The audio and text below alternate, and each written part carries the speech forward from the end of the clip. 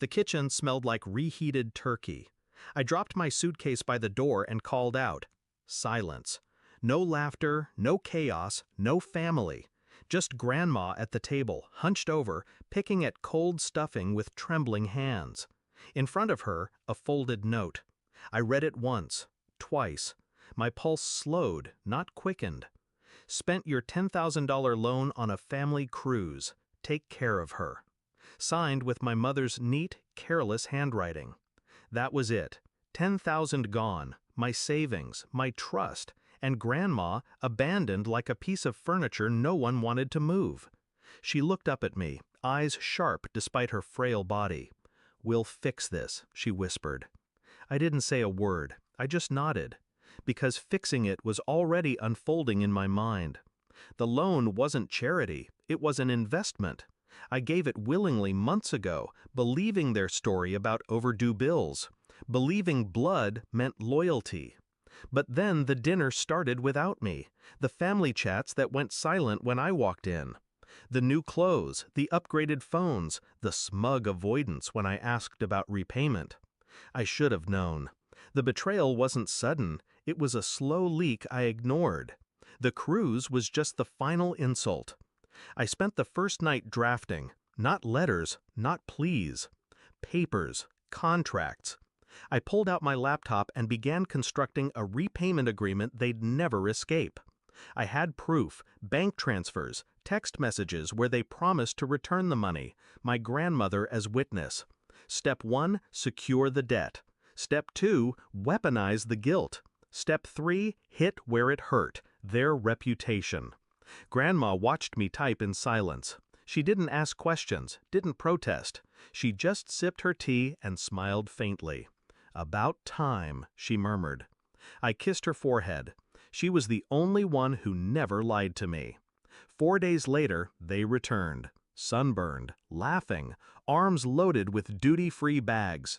The front door slammed open and they strutted in like royalty. My mother, my stepfather, my siblings, all glowing from someone else's money.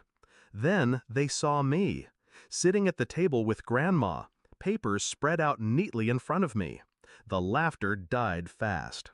"Welcome back," I said evenly. "We need to talk."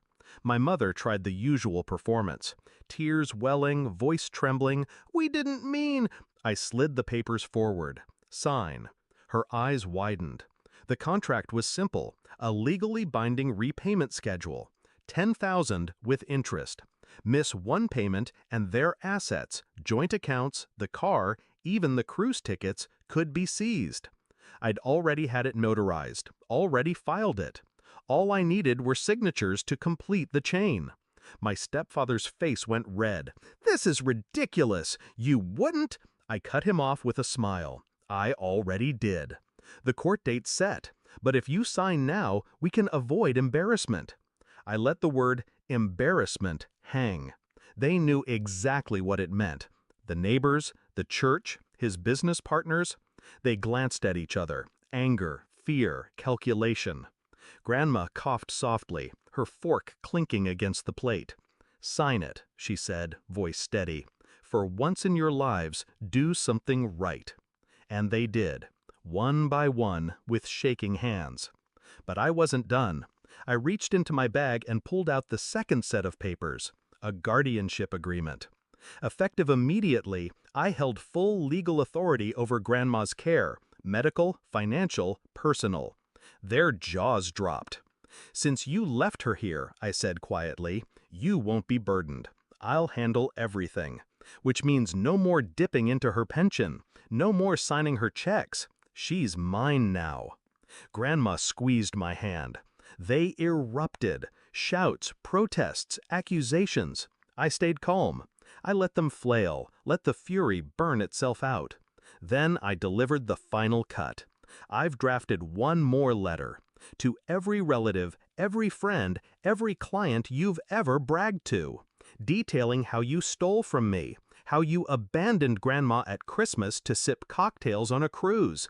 It goes out tomorrow, unless you make your first payment by noon. Silence. No one moved. They knew I wasn't bluffing. That night, I slept soundly for the first time in months. By noon, the payment came through. Small, but enough. Proof of submission. Proof they'd broken. Now, weeks later, Grandma sits in my apartment knitting by the window. She laughs more. She eats well. She tells me stories about when she was young, stories no one else cared to listen to. As for them, they're drowning, selling possessions, whispering apologies, begging for extensions. I don't raise my voice. I don't waste my breath. I let the contracts speak for me. Betrayal taught me something simple. Family isn't defined by blood. It's defined by loyalty. They gambled mine away for cocktails and suntans. And now, every month, when the payment arrives in my account, I'm reminded of the balance restored. Grandma was right. We fixed it. Not with forgiveness, with consequences. And I wouldn't trade that justice for all the cruises in the world.